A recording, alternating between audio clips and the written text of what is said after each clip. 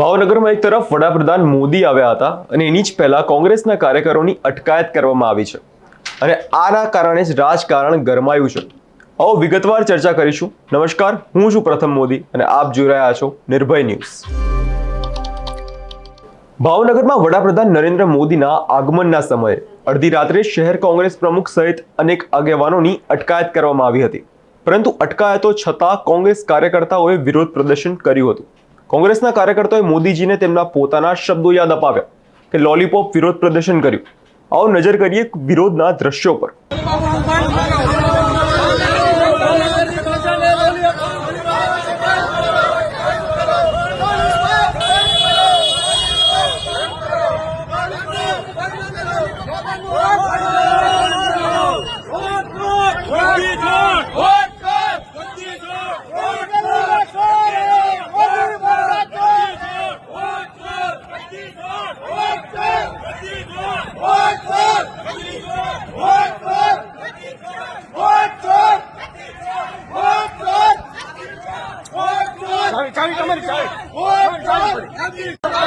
जनता ने lollipop आवलो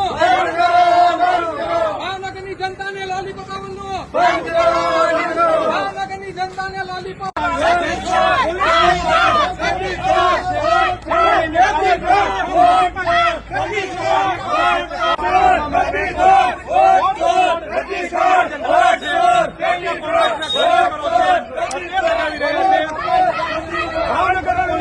failure છે। પોલીસે સવારે જ વહેલી સવારે અનેક કોંગ્રેસના જે કાર્યકરો છે તેને ડિટેન કરી લીધા હતા, પણ કોંગ્રેસે પણ પ્લાન બી રાખ્યું હોય ને તેમ આ કાર્યકરોને રોકતી કોઈ કે આપણે સીધું એને જ પૂછ્યું કોંગ્રેસના કાર્યકરોને શું પ્રોગ્રામ કર્યો છે। આજે આ લોલીપોપ આપવાનું સ્કીમ આપ્યા વડાપ્રધાન આપી રહ્યા છે, વિરોધમાં કોંગ્રેસે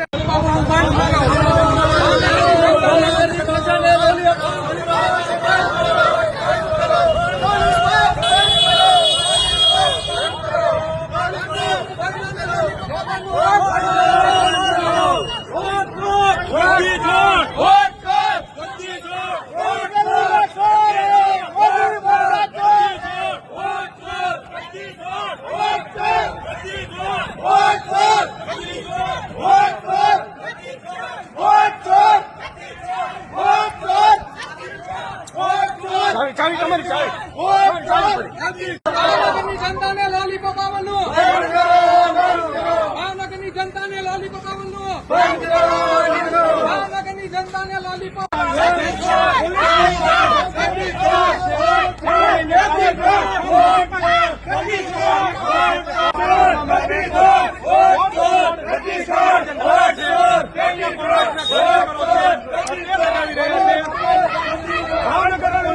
ફેલિયર છે। પોલીસે સવારે જ વહેલી સવારે અનેક કોંગ્રેસના જે કાર્યકરો છે તેને ડિટેન કરી લીધા હતા, પણ કોંગ્રેસે પણ પ્લાન બી રાખ્યું હોય ને તેમ આ કાર્યકરોને રોકતી કોઈ કે આપણે સીધું એને જ પૂછ્યું કોંગ્રેસના કાર્યકરોને શું પ્રોગ્રામ કર્યો છે। આજે આ લોલીપોપ આપવાનું સ્કીમ આપ્યા વડાપ્રધાન આપી રહ્યા છે, વિરોધમાં કોંગ્રેસે આ અધૂરા વચનોને યાદ આપવા કોંગ્રેસના કાર્યકરો સીધા મોદીની સભામાં પહોંચી ગયા, જેને રોકવા માટે પોલીસ તંત્ર મોટા કાફલા સાથે તૈનાત થયું અને અટકાયતો લોકોની કરવામાં આવી। આજે ભાવનગરની જનતાને સ્પષ્ટ સંદેશ આપી રહી છે કે ખાલી વચનો અને લોલીપોપથી વિકાસ થતો નથી, હકીકતમાં કામ જોઈએ, ફક્ત જાહેરાતો નહીં। આવો આક્ષેપ કોંગ્રેસ દ્વારા કરવામાં આવ્યો છે। આ મામલે તમારું શું માનવું છે કમેન્ટમાં જરૂરથી જણાવજો અને જોતા રહો નિર્ભય ન્યૂઝ।